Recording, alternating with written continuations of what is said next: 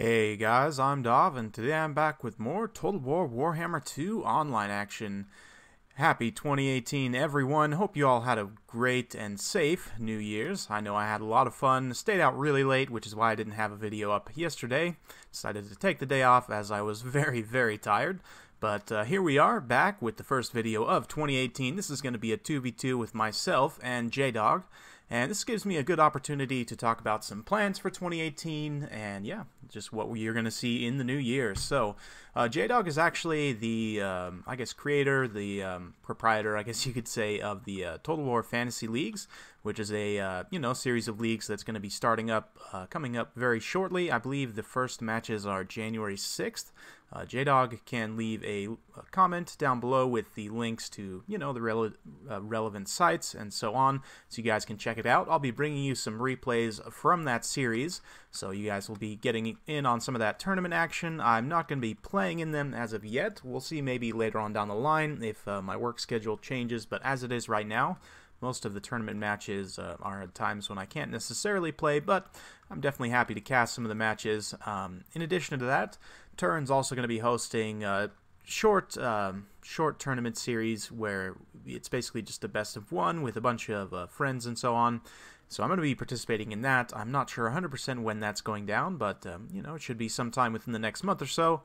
And of course, we've got Tomb Kings right around the corner and more Total War Warhammer 2 content down the pipeline. So keep your eyes peeled, and it should be a great year of Total War. So, in terms of this 2v2, I of course have taken the Wood Elves. J-Dog's got the Dark Elves, so let's take a look at his build first. He's got Marathi on foot, and the idea with this build is basically just to debuff your enemy as much as possible. Of course, Marathi does carry that Enchanting Beauty for a -9 melee attack. You can also get if she's in melee, you get an additional -9 melee attack and 9 melee defense.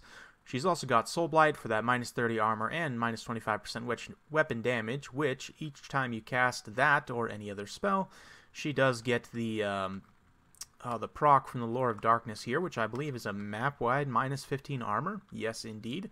So that's very useful. And she's also carrying Pit of Shades for some blob damage and Power of Darkness for additional Winds of Magic. Very strong. She's also got a Death Hag for support. In addition, for the infantry line, we've got 5 Black Ark Corsairs, 2 Dread Spears, and 2 Bleak Swords up front with 3 units of Shades. Shades can do a lot of damage. They have stock as well and really decent melee stats, so they are relatively expensive though. He's also got Dark Riders with shields and a Cold One Knight here. And I believe that is everything. For my own build, I've got 3 Sisters of Thorn as a Vanguard, as well as the Glady, and a Glade Rider with Hagbane tips. Infantry line is going to be 2 War Dancers, supported by a Branch Wraith. We've got 2 units of Dryads, and 4 units of Eternal Guards with shields. In addition, 2 units of Glade Guards with Starfire shafts.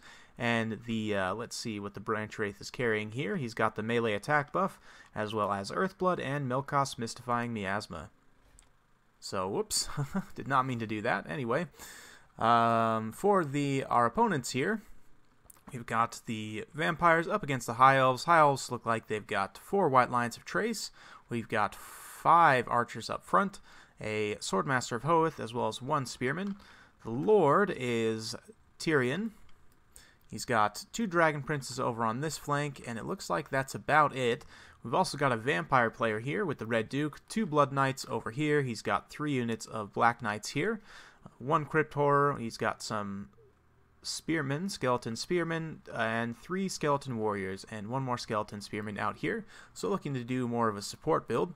So in terms of this engagement, I'm going to be pulling up here to do some early skirmishing with my mobile forces. Meanwhile, J-Dog's just going to march straight up the pipe here and take this frontal engagement while I kind of swing up and around the flank and overload on this side. At least that's the strategy with how our opponents have deployed here altogether. So I am going to have to watch out, though. There's a serious contingent of cav here, of course, with all these Black Knights and 2 units of Blood Knights. Significant amount of spend, not to mention we've got 2 Dragon Princes as well, so that's a lot of elite tier heavy cavalry. And I guess the Black Knights aren't really elite tier, they're low tier heavy cavalry, but, they can still hold the line very well and potentially do a lot of damage, so you know, we are going to have to be careful, but going to be using these Sisters of Thorn to just screen them out initially. The Black Knights won't have a hope of catching them.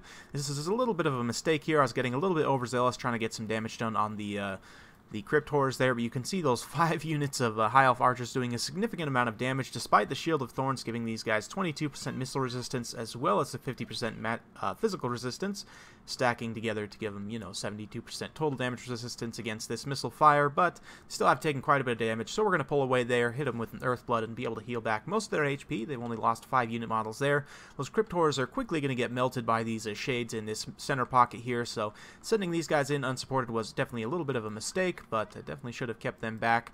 And these High Elf Archers can outrange the Shades, so he should have been a little bit more patient in just keeping back. You know, maybe send some of these fodder tier troops forward just to hold up the Dark Elf Infantry, but, you know, you live and learn. We're going to be just using these Sisters of Thorn to just continuously poke away at these Black Knights. Black Knights only have 80 armor, which isn't the most against a high single missile damage like the Sisters of Thorn. Although they don't necessarily have AP per se, 10 armor-piercing missiles per entity model is pretty decent, all things considered. And, you know, with their debuffs and everything, these guys are going to have a really hard time getting away with the Poison and Prey of Anathrema. Meanwhile, J-Dog's force is going to be taking this mainline engagement all up through the front line. These Black Ark Corsairs crashing with the White Lions of Trace, with the fodder helping out the Black Ark Corsairs. I think the Dark Elves will actually win this engagement head up, especially with the debuffs and buffs from Morathi. We're just shredding this one unit of White Lions of Trace out on the side. My War Dancers just cleaned up this one unit of Skeleton Spearmen, and now we're going to be taking this flank on between the Melkoths, the Starfires, and now these War Dancers running in here. Those guys are going to be in for a really bad time. The Sisters of Thorn just poking away at any targets we can here. Unfortunately, these Spearmen are holding up for a second, but we're going to get the Dryads into them. Meanwhile, we're just collapsing. This unit of White Lions is already just completely gone, so we're going to be able to collapse really aggressively into this flank. J-Dog's forces are definitely holding the line very, very well here. You can see that Soul Blight going down, which is going to help quite a bit. Between the Spiteful Conjuration and the Soul Blight, those Black Knights are down to only 35 armor, and now a Pit of Shades going down right in the center of them, doing a ton of damage. Some really nice work done from Morathi there. Meanwhile, my mobile High Elf forces are compromising the backline here. You can see my Wood Elf forces, rather. The High Elves are trying to run for their lives, but with the Sisters of Thorn on station here, we've got the Red Duke in a net here, just unloading all the missile damage we can into him, and doing actually quite a bit of damage considering it's not necessarily armor-piercing damage. These High Elf Archers, though, are not going to be able to escape from the War Dancers, so they're definitely getting carved up here in the center. Meanwhile, you can see the Starfire Shafts just teeing off over on the far side, just wrecking on these Black Knights here. We've also got the Eternal Guards rear charging, so this large pocket of Black Knights is immediately going to just shatter and crumble away. You can see them all just falling over immediately, and that's going to leave the High Elves very, very vulnerable here. It's still a relatively close battle. Over on this flank, the Dark Elf Cavalry got definitely cleaned up by the Superior Blood Knights. No big surprise there, but he was able to tie him up for a time. However, now these Dragon Princes are doing a really good job ping-ponging around the back line here, doing a good job staying away from those Dread Spears and so on, but you can see this really chaotic melee has ensued back here, where these High Elf Archers just aren't able to spring free, and they really need to get out and get away here so they can get their missile damage done, but the more mobile Wood Elf forces here are just not allowing them to pull away whatsoever. We're focus firing on this unit of Dragon Princes here, just trying to take them down as quickly as possible. Shooting at them with the Starfire Shafts is actually a bit of a mistake. Because Starfire Shafts do fire damage, they're going to do very, very little against the Dragon Princes, so a little bit of a mistake on my part, but not really used to playing this matchup too much. Still, though, this big old blob melee in here, you can see all the debuffs and buffs going down. Everything's just happening all at once. Morathi is taking quite a bit of damage. She's relatively squishy. However, she does have that anti-large armor piercing, meaning she'll do okay, and I do have these Eternal Guards. Unfortunately, aren't pathed in on an attack order here, but if she chooses to, she can run back through them and, you know, get to relative safety there. But at this point, balance of power is starting to turn a little bit in our favor. These Dread Spears here are screening very, very nicely, and it looks like we're going to get a Pit of Shades right on top of those Swordmasters of Hoeth, just sucking them straight into the void there, and my forces, meanwhile, are just tasked with just keeping all these High Elf Archers, you know, out of the fight, not allowing them to come back whatsoever, and, you know, the Eternal Guards and the War Dancers are also standing in the fight here, helping to clean up this mainline engagement from all sides, so definitely the full encirclement paid off very well, and well played to our opponents, well played to J-Dog. it's starting to turn more and more in our favor. It's still got 2 minutes of battle left, but you can see the balance of power is pretty much decided at this point. Mostly just the High Elf leadership holding out, and the Red Duke is still alive, I believe, yep, as well as this Necromancer, so they're holding the leadership of what remains of the vampires together, although at this point it's mostly just summoned zombies and a few units of Blood Knights still roaming around. The Starfire Shafts will do very well against the Blood Knights, so we are turning our attention. The Shades and Blood Knights, or excuse me, the Shades and the Glade Guards all unloading together on these Blood Knights here. Very beautiful stuff. You can see them taking a lot of armor-piercing missile damage, and the Melkos Mystifying Miasma also going down from the Branch Wraith, just not allowing them to pull away effectively, and yeah, they're going to be finished off in relative short order, and we're going to turn our attention to this other unit of Blood Knights here. Fortunately, these Eternal Guards definitely are over-chasing, need to get them back over here, but, you know, like I said, the balance of power is pretty much decided at this point. Brave Anathrema now trapping these guys in place, and yeah, the Shades and the Glade Guards just going to make their day absolutely terrible. And this entire center pocket here, we've got the Shield of Thorns just buffing up the weapon damage as we try to finish off what remains here, which is mostly just zombies at this point, and Tyrion. You can see his leadership is rapidly deteriorating, and yeah, it's pretty much going to be army losses very soon, so we'll go ahead and fast forward through the end, as it's mostly just carving up the summoned zombies at this point. But yeah, I hope you guys enjoyed watching this battle. I'm very, very excited for this year. A lot of fun stuff coming down the pipe, so get excited about tournaments and new content, and I know I'm super stoked for the Tomb Kings, and yeah, well played to J-Dog and my opponents. Hope you guys enjoyed watching. Let's go ahead and take a look at the breakdowns briefly, and we'll see it off. So, for my forces here, you can see the War Dancers cleaning up a lot of kills in that back line. Most of those came against the High Elf Archers here, who didn't get a whole lot of work done. No chevrons on these guys, so they didn't really pay for themselves too much. 40 kills on this guy is pretty decent, but you know, these War Dancers just compromising that flank immediately was really rough. The Glade Guards as well got some really nice work done against the Blood Knights and some of the other, you know, White Lions and so on. Chevrons all the way across the board on the Sisters of Thorn, as these guys are super cost effective right now if you use them appropriately.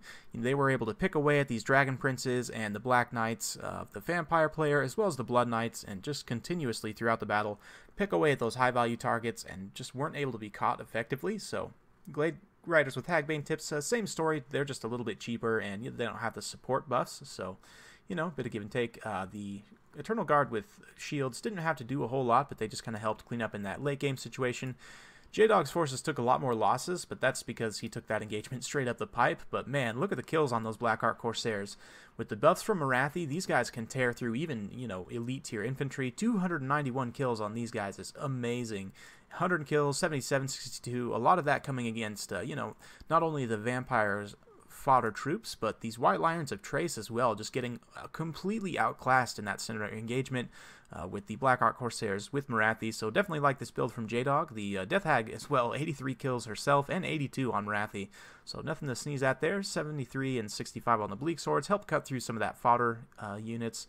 The Cav there did get kind of crushed by the Blood Knights, but you know, they were able to hold up for a time on that flank, and you know, that allowed us to get the work done in the center pocket and for me to compromise the other flanks. So very well played to J-Dog. For our opponents, these Blood Knights did get a lot of kills, but no chevrons, so you know, I'm not 100% sure what they killed, but probably just fodder tier Dark Elf troops, but I'm not sure. I do believe some of those maybe came against some Shades as well. For the High Elf player, one of these units of Dragon Princes managed to rack up a chevron, and 63 kills on this unit of Swordmasters is pretty decent. Although with that silver chevron, I'm not sure if that was dished out before the battle. I'd imagine it was, but you know, it's all right. Tyrion himself got 57 kills, but you know, in the end, there just getting that flank compromised so hard by my mobile Wood Elf forces was really, really hard. And J-Dog's kind of blender strategy with these Black Ark Corsairs and Marathi worked very well. So hope you guys enjoyed watching. If you like this kind of content, like and subscribe. I'm keeping it coming all through 2018 with more Total War Warhammer 2 content, so stay tuned for more, and we'll see you next time.